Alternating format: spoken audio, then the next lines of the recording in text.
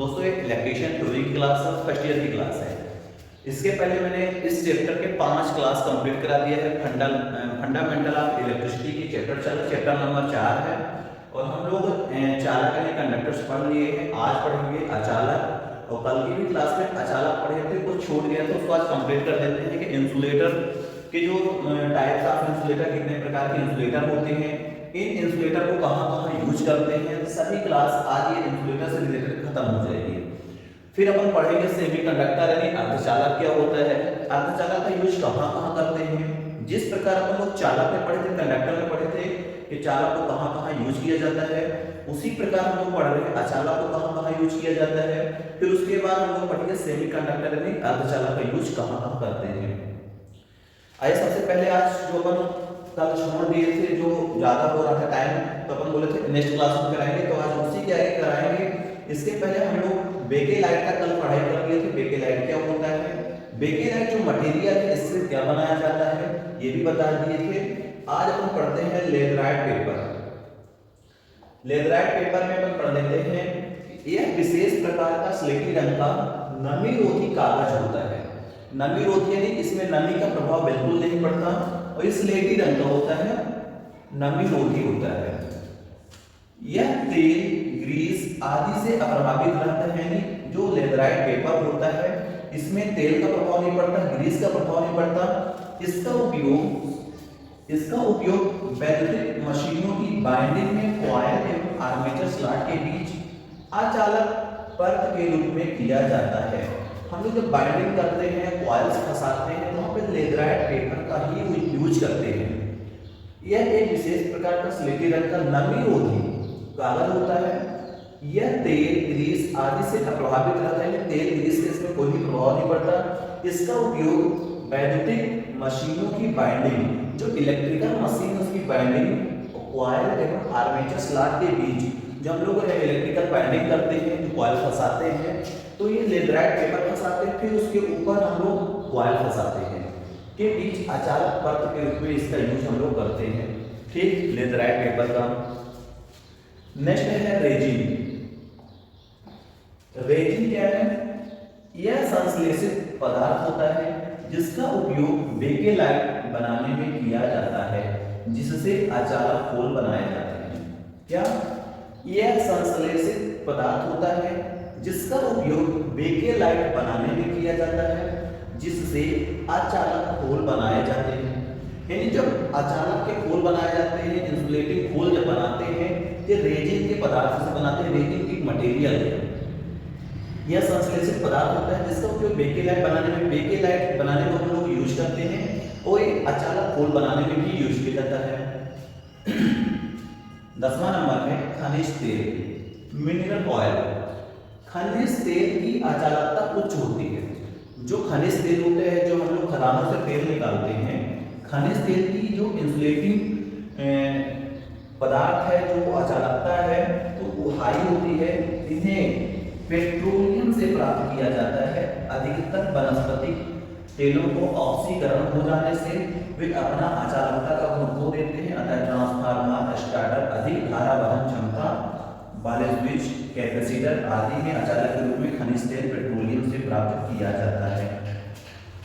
यानी आप लोग देखे हो कि ट्रांसफार्मर में आयल डालते हैं, तो जो ट्रांसफार्मर में आयल डालते हैं तो ये खनिज तेल ही होता है, ये पेट्रोलियम से प्राप्त किया जाता है। तो ये जो तेल होता है ये अचालक होता है, यानी इसमें इलेक्ट्रॉन फ्लो नहीं हो सकते, आवेश फ्लो नहीं हो सकता, चार्ज बिल्कुल नहीं होता। इसीलिए देखे होंगे जो ट्रांसफार्मर का टैंक होता है उसमें हम लोग ऑयल डालते हैं। ऑयल का काम होता है ट्रांसफार्मर को कूलिंग करना। जो ट्रांसफार्मर की बाइंडिंग के माध्यम से हीट उत्पन्न होता है, उष्मा उत्पन्न होती है, उसको कम करता है, हीट को कम करता है। तो वही चीज है कि जो खनिज तेल है, खनिज तेल का उपयोग हम लोग ट्रांसफार्मर में, स्टार्टर में यूज करते हैं। जो खनिज तेल होती है उसकी जो अचालकता होती है बहुत ज्यादा होती है। तो आपको सिर्फ एक पढ़ना है खनिज तेल का यूज कहाँ पे करते हैं, खनिज तेल क्या चीज है, कहाँ पे मिलती है, ये चीज आपको जानना बहुत जरूरी है। फिर बात करते हैं पोर्सलिन। पोर्सलिन क्या है, पोर्सलिन भी एक अचालक मटेरियल है, पदार्थ है। यह एक विशेष प्रकार की मिट्टी होती है। जो पोर्सलिन होती है एक अलग कैटेगरी की मिट्टियों में ढालकर सुखाकर तथा पकाकर विभिन्न प्रकार की अचालक वस्तुएं बनाई जाती हैं।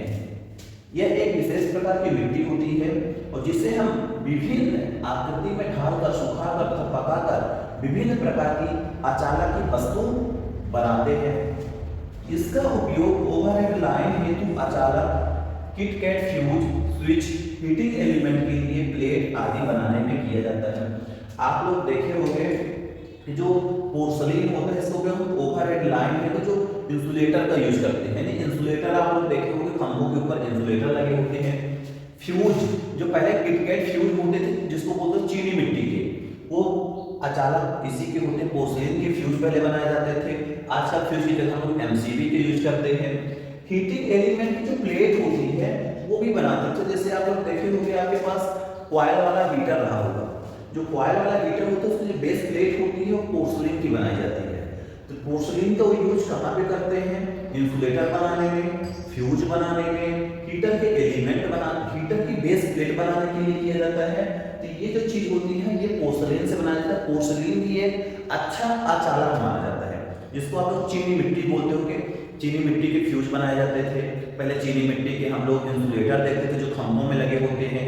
पिन टाइप इंसुलेटर होता है, सेकल टाइप इंसुलेटर होता है, सस्पेंशन टाइप इंसुलेटर होता है, बहुत प्रकार के इंसुलेटर होते हैं। नेक्स्ट है 12वां नंबर अचालक की बात करें, ग्लास यानी कांच। यह जल व नमी से अप्रभावित रहने वाला अचालक है। जो ग्लास है ये जल व नमी यानी पानी से इसका कोई प्रभाव नहीं पड़ता, पानी का प्रभाव इसमें बिल्कुल पड़ता ही नहीं है। परंतु भंगुर होने के कारण इसका उपयोग स्विचों में नहीं किया जाता, क्योंकि भंगुर होता है, कांच ग्लास बहुत जल्दी टूटता है, इसलिए हम लोग इसको स्विच नहीं बना पाते हैं। इसका उपयोग बल्ब, फ्लोरोसेंट ट्यूब आदि के खोल बनाने में किया जाता है। साधारण कांच की अपेक्षा क्राउन कांच की अचालकता अधिक होती है। यदि देखा जाए हमारे पास एक क्राउन कांच आता है, एक साधारण ग्लास आता है, क्राउन ग्लास आता है। तो जो साधारण ग्लास होती है उसकी अपेक्षा जो क्राउन कांच होता है, क्राउन ग्लास जो होता है उसकी जो अचालकता, इंसुलेटिंग देखा जाए तो इंसुलेटिंग की जो क्षमता होती ज्यादा होती है, यानी अचालकता ज्यादा होती है क्राउन ग्लास की। नेक्स्ट है 13वां नंबर है एस्बेस्टस है। एस्बेस्टस की बात करें तो यह सफेद रंग का रेशेदार खनिज है। यह सफेद रंग का रेशेदार खनिज है। यह अग्नि से अप्रभावित परंतु नमी सोखने वाला होता है। यह सफेद रंग का रेशेदार खनिज है।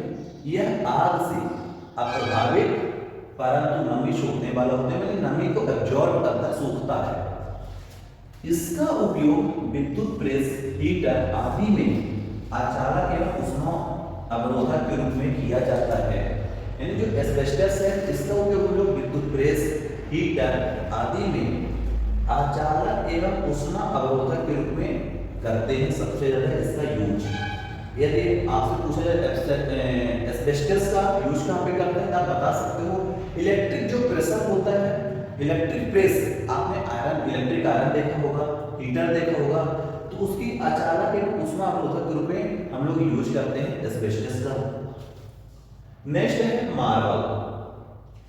मार्बल की बात कर लेते हैं। मार्बल यानी यह सफेद रंग का खनिज पत्थर है।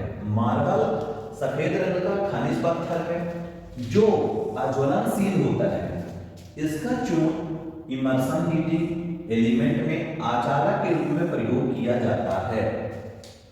यह सफेद रंग का खनिज पत्थर है, सबको मालूम है सफेद रंग का खनिज पत्थर। मार्बल आप देखोगे अक्सर मार्बल मंदिरों वगैरह में हम लोग मार्बल का यूज करते हैं, आजकल घर पे भी मार्बल लगवाते हैं। यह सफेद रंग का खनिज पत्थर होता है मार्बल, जो अज्वलनशील होता है, मतलब ये जलता नहीं है, आग वगैरह नहीं पकड़ती। इसका चूर्ण इमर्सन हीटिंग एलिमेंट में अचालक के रूप में किया जाता है। जो मार्बल का चूर्ण पाउडर होता है तो इमर्सन जो हीटिंग एलिमेंट होती है उसमें हम लोग सबसे ज्यादा यूज करते हैं। नेक्स्ट है सैलेट। ये सब इंसुलेटिंग पदार्थ हैं, बहुत प्रकार के इंसुलेटिंग मटेरियल होते हैं, आपको सभी मटेरियल का यूज बहुत जरूरी है जानना। जैसे सैलेट क्या होता है, यह एक रासायनिक पदार्थ है। सैलेट क्या है? रासायनिक पदार्थ है जिसे मेथिलेटेड स्पिरिट में घोलकर बाद में तैयार की जाती है। बार्निश का उपयोग कागज, कपड़ा, लकड़ी, बाइंडिंग आदि को नमी रोधी बनाने के लिए किया जाता है। बार्निश का उपयोग कागज, कपड़ा, लकड़ी, बाइंडिंग आदि को नमी रोधी बनाने के लिए हम लोग यूज करते हैं। फिर यदि कागज की बात किया जाए, कागज घास, रुई आदि से तैयार किया जाता है। कागज जो होता है घास, रुई से तैयार किया जाता है, जिसका उपयोग अचालक पट के रूप में, पेपर संधारित्र में किया जाता है। पेपर आपने कैपेसिटर देखा होगा, आपने अक्सर देखेंगे जो पेपर कैपेसिटर होते हैं तो उसमें पतली पतली कागज की बहुत सारी परत लगाई होती है। वही बोले जो कागज होता है घास, रुई आदि से बनाया जाता है। इस कागज का उपयोग हम लोग अचालक पट के रूप में पेपर संधारित्र यानी पेपर कैपेसिटर में करते हैं। लेदराइट पेपर तथा क्रिस्पॉन पेपर कागज में भिन्न भिन्न रूप में हम लोग इसका यूज करते हैं। नेक्स्ट है स्लेट। जो स्लेट होता है, स्लेट यह काले रंग का पत्थर होता है। जो स्लेट होता है यह काले रंग का पत्थर होता है, जिसका उपयोग तेल में डुबोकर वार्निश की परत चढ़ाकर स्विच बोर्ड तथा पैनल बोर्ड के रूप में किया जाता है। स्लेट यह काले रंग का पत्थर होता है, जिसका उपयोग तेल में हम लोग इसको उपयोग तेल में डुबोकर वार्निश की परत चढ़ाकर स्विच बोर्ड तथा पैनल बोर्ड के रूप में हम लोग इसका यूज करते हैं स्लेट का। फिर ड्राई वुड यानी सूखी लकड़ी की बात कर लेते हैं। यह एक अच्छा अचालक एवं उष्मारोधी प्राकृतिक पदार्थ है। अच्छा अचालक और उष्मारोधी प्राकृतिक पदार्थ है। इसका उपयोग switch board, round block, button आदि बनाने में किया जाता है। जो सूखी लकड़ी है यह अच्छा अचालक पदार्थ होता है। उष्मारोधी प्राकृतिक पदार्थ मतलब उष्मा इसमें कोई प्रभाव नहीं पड़ता, हीट का कोई प्रभाव नहीं पड़ेगा। इसका उपयोग स्विच बोर्ड बनाते हैं सूखी लकड़ी का, राउंड ब्लॉक बना लेते हैं, बटन बनाते हैं। सभी प्रकार के काम हम लोग सूखी लकड़ी से आसानी से कर सकते हैं। अब यदि देखा जाए अचालक की अचालकता का क्रम, order of insulating of insulator, यानी अचालकों की अचालकता का जो क्रम है, order of insulating of insulator. यदि सबसे पहले देखा जाए तालिका यहाँ पे मैंने फोटो खींच के इसको पेस्ट किया है, आप लोग थोड़ा सा इसको समझने की कोशिश करना कि अचालकों की डाइलेक्ट्रिक स्ट्रेंथ बताया गया है। जैसे मैं बताया था कि डाइलेक्ट्रिक स्ट्रेंथ क्या होती है। डाइलेक्ट्रिक स्ट्रेंथ अचालक में ये होती है कि वोल्टेज सहने की क्षमता, यानी कौन से मटेरियल में कितना वोल्टेज सह सकता है, उसी को हम लोग डाइलेक्ट्रिक स्ट्रेंथ बोलते हैं।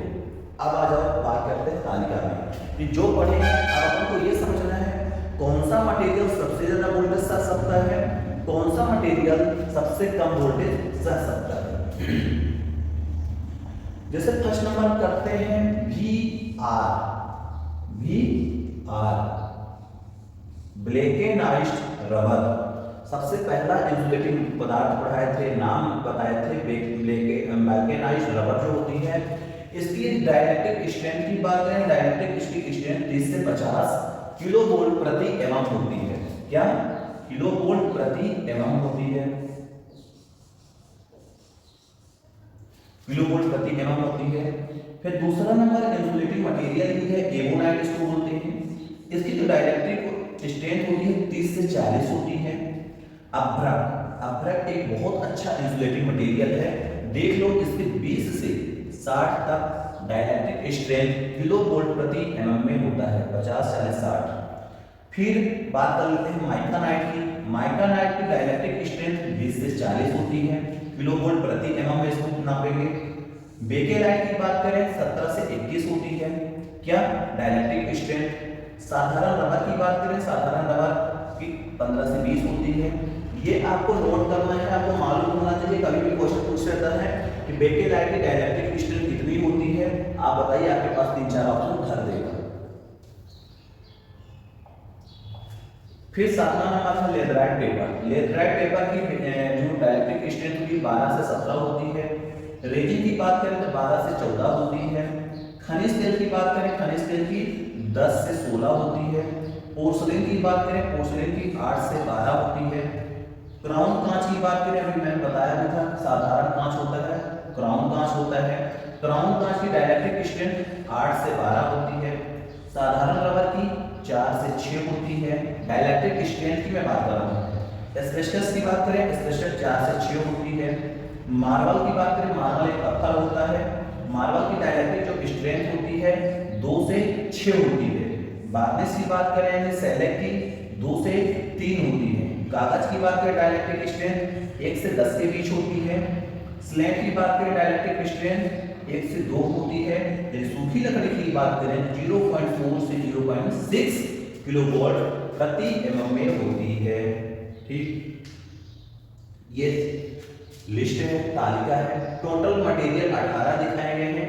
18 मटेरियल की डाइलेक्ट्रिक स्ट्रेंथ बताया गया है। इसमें से कोई भी एक क्वेश्चन आपसे पूछ सकता है, IIT हो, कंपटीशन एग्जाम हो, जिसकी भी तैयारी आप कर रहे हो। जैसे सबसे ज्यादा देखा जाए तो अभ्रा की डाइलेक्ट्रिक स्ट्रेंथ होती है 20 से 60। सबसे कम देखा जाए सूखी लकड़ी की होती है 0.4 से 0.6 होती है किलोवोल्ट प्रति एमएम में। इसको डाइलेक्ट्रिक स्ट्रेंथ को हम लोग किलोवोल्ट प्रति एमएम में व्यक्त करते हैं, नापते हैं। तो ये 18 मटेरियल मैंने बता दिया है। ये देख लो 18 मटेरियल बताया, तो 18 मटेरियल की डाइलेक्ट्रिक स्ट्रेंथ मैंने आपको बता दिया। डाइलेक्ट्रिक स्ट्रेंथ की जो लिस्ट है, तालिका है, आपको इसी तरह आना चाहिए कि ब्लैक एंड व्हाइट रबर की कितनी डाइलेक्ट्रिक स्ट्रेंथ होती है 30 से 50, एबोनाइट के 30 से 40, अम्बरा के 20 से 60 होती है, माइकानाइट के 20 से 40 होती है, बेकेलाइट के 70 से 30 होती है, साधारण रबर की 15 से 20 होती है, लेटराइट पेपर की 12 से 17 होती है, रेजिन के 12 से 14 होती है, खनिज तेल की 10 से 16 होती है, क्राउन कांच की 8 से 12 होती है, एस्बेस्टस की 4 से 6 होती है, मार्बल की 4 से 6 होती है, बार्निश की 2 से 6 होती है, कागज की 1 से 10 के बीच होती है, स्लेट की 1 से 2 के बीच होती है, सूखी लकड़ी की 0.4 से 0.6 किलोवोल्ट प्रति एमएम में तक होती है। ये लिस्ट है। फिर इसके बाद बात कर लेते हैं तापमान के आधार पर अचालकों का वर्गीकरण। Classification of insulator on the basis of temperature, भारतीय मानक संस्थान। अब अपन तो जो भारतीय मानक संस्थान 1958 में अब तापमान के आधार पर देखते हैं अचालकों का क्लासिफिकेशन, वर्गीकरण। अब ये लिस्ट बहुत इंपॉर्टेंट है आपके जीवन में, तो इसको थोड़ा सा आपको जूम करके मैं दिखा देता हूँ, तो आपको इसी तरह पढ़ना है।